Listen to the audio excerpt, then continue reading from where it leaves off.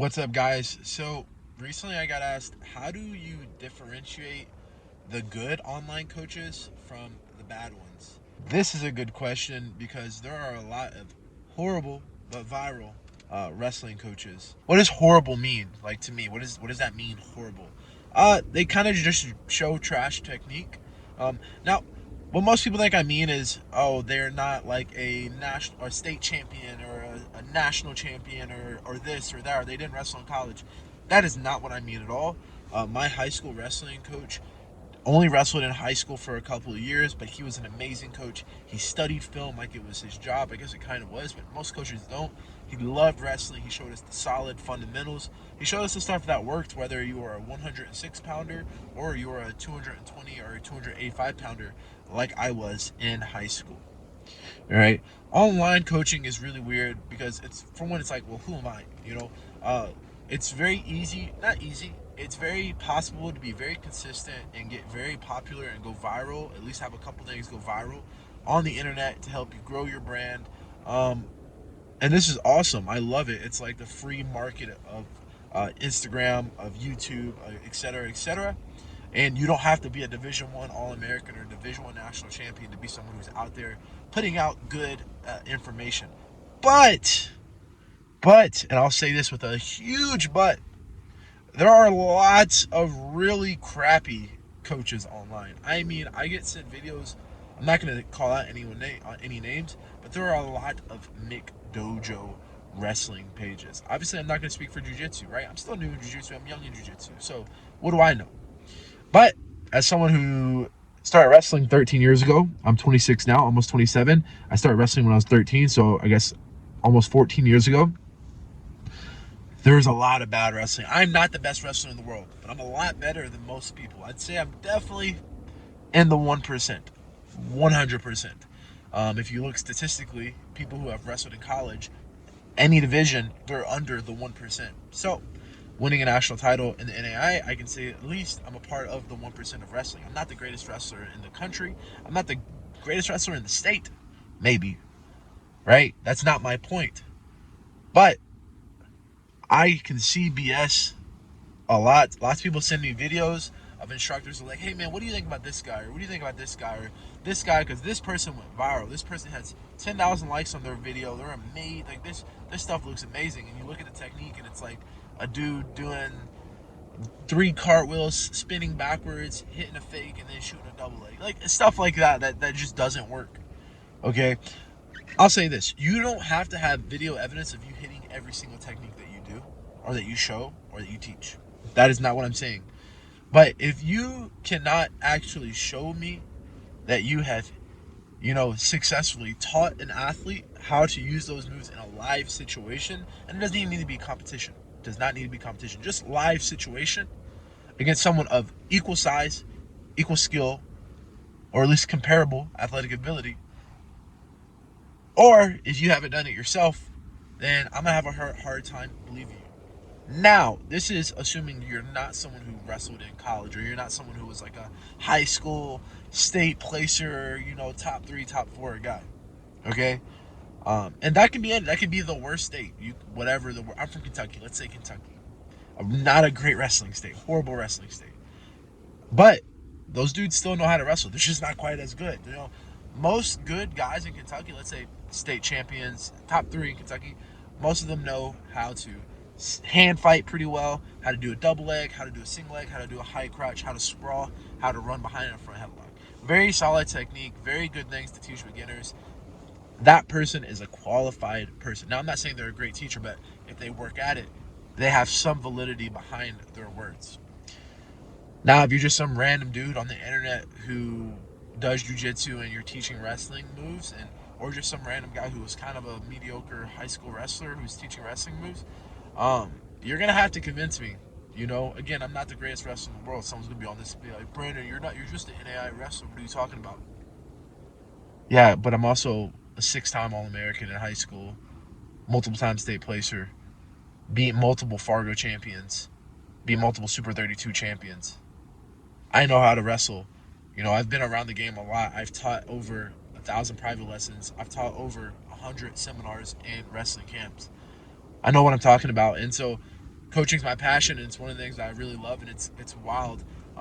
It's wild when you go online and you see really crazy McDojo videos go viral. It's almost like you know a drug epidemic in a way, right? Our, they make these videos that are very like pop pop pop pop pop pop pop pop. Like there's so much going on. Man, it just looks good. You're like, wow, this looks amazing. It's just fancy. Like, I mean, there's an edit here and an edit here and a clip here and a clip there, and wow. But you'll probably look in the comments and see like actual good wrestlers be like, oh man, that probably doesn't work. Number one, that's a good sign. So how do I differentiate whether or not a technique is good or not? I don't usually say look at the comments because most of the time comments are so stupid. But go into the comments. If you see a good wrestler, most of the time if you see these videos that are viral, you'll notice good wrestlers in the comments. If you see someone like a Penn State guy or who cares, someone who's a college wrestler, if you see multiple college wrestlers, be like, okay, that's pretty good stuff. Then it's probably good. This is I'm assuming you have no wrestling background. For you guys who are also wrestlers like me, you're good. You get it. But there's a lot of jiu-jitsu people who see very viral videos and they're like, I'm gonna study and practice this move, and in all reality, that move sucks. Okay, this happens far too often. I hate it. It makes me cringe. But it is a part of the free market of social media, right? It is just what it is, and I think you have to kind of develop the habit, the ability to kind of recognize when it's a McDojo video and when it's not, and don't look at let's say, the metrics, the likes, the shares, the views, etc., because that does not always equate to good technique. Now, I'm happy people are getting exposure and people are exposing wrestling. I think that's amazing. But I think the number one way to kind of tell the difference is to look in the comments and see like, are there good wrestlers? And this applies to like more viral content, right? Not stuff that like it's not viral, right? But like more viral content. Go see if there's wrestlers liking. Go see if there's like really good wrestlers who are commenting on it, giving it a thumb up. That's a really good sign. Also, if people are overcomplicating stuff, or being extremely dramatic in their videos, that's kind of a red flag for me.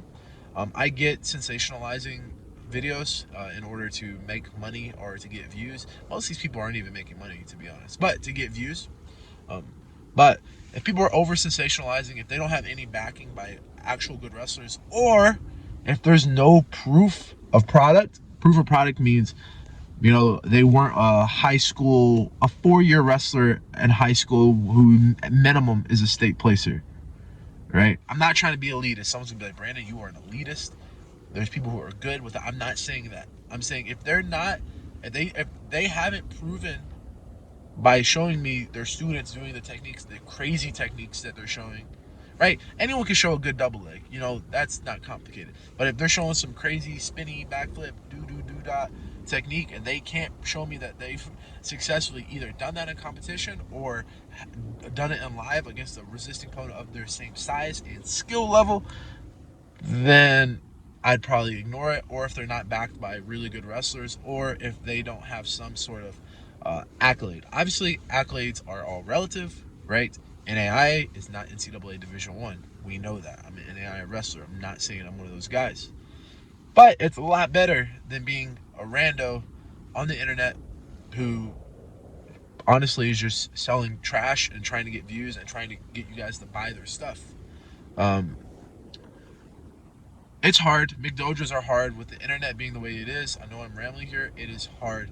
Be careful with what you watch. Ask your friend that wrestled in high school. Ask your friend that wrestled in college. Shoot, you can even ask me. Be like, Brandon, is this a solid technique? Because there's a lot of really crappy, fancy BS on the internet that people send me, and they're like, "Oh, this is a great takedown." And I'm just like, man, I've watched literally every major wrestling match from the past 20 years.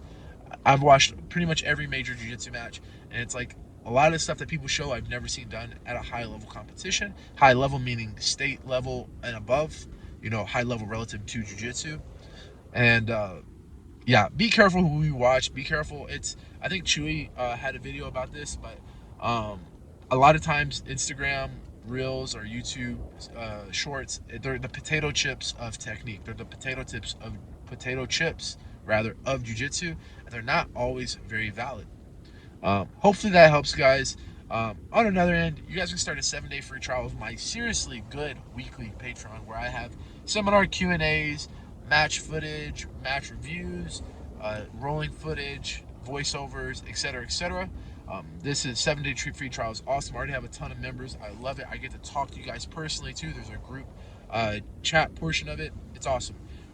Also, if you prefer and you don't want to do a Patreon and you just rather get something and start learning, I have tons of different instructionals, as you can see right here, including Dominate the Hand Fight, which is my most popular one. It's the one with over 1,000 students, and a ton of other things: takedowns for jiu-jitsu, single legs, solo drills, duck unders, etc., etc. And they're extremely great. Usually my instructional is about an hour and a half to 2 hours, never more. I don't put a bunch of BS filler. I hate filler. I watch instructionals myself. The best instructionals I have watched have been Lachlan Giles sub-meta instructionals, and almost none of them are over an hour because they're precise, they get straight to the point, and there's no BS. You guys can go to brandonreed3x.com/store or check out the links below to get my instructionals. You can also just check out the links below in the description to join my Patreon. Thanks for watching, guys.